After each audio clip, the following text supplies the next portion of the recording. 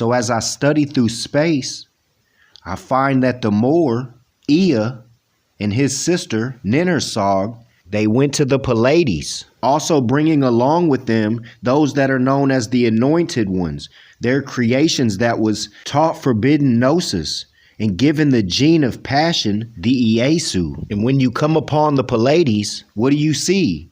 It's known as the seven sisters with seven stars, just like we were speaking about Sirius with seven stars, the Big Dipper, seven stars. In the Moorish science, what do they speak about? The seven eyes of Allah, the Elohim, which again, the seven spheres, and then the sun and the moon. The seven sisters of the Pleiades, the seven sisters who came down to earth from Pleiades.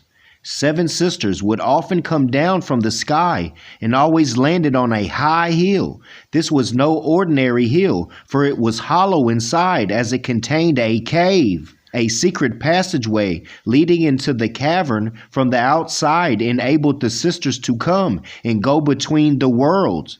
The cave served as their temporary home. Within they were on earth, and it speaks of it being in Taurus, in which the planet Venus rules the zodiacal sign of Taurus.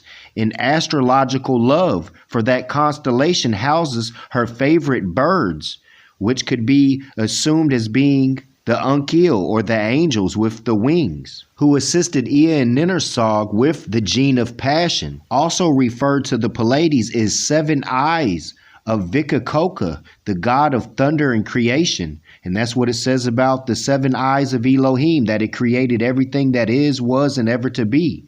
This suggests the number 7 was of enormous significance, spiritually and otherwise. It tells us that the number 7 is not coincidental to world mythology surrounding the Pleiades, but is in fact intrinsic to the legend of the seven sisters. The seven prominent stars of the Big Dipper, for these are more that comprise the constellation of Ursa Major, may be a familiar distinctive constellation to viewers in the northern hemisphere in large areas, but given that the Pleiades star cluster is said to mimic that constellation in the northern hemisphere, there may be a Pleiadian connection as well. My conclusion of all this, these are directions, whether it be egress or regress, to and from stars to Earth or different planets, etc. I know they all surround the 7, and I know the highest Moorish scientist that I ever seen the works of, he held the 7.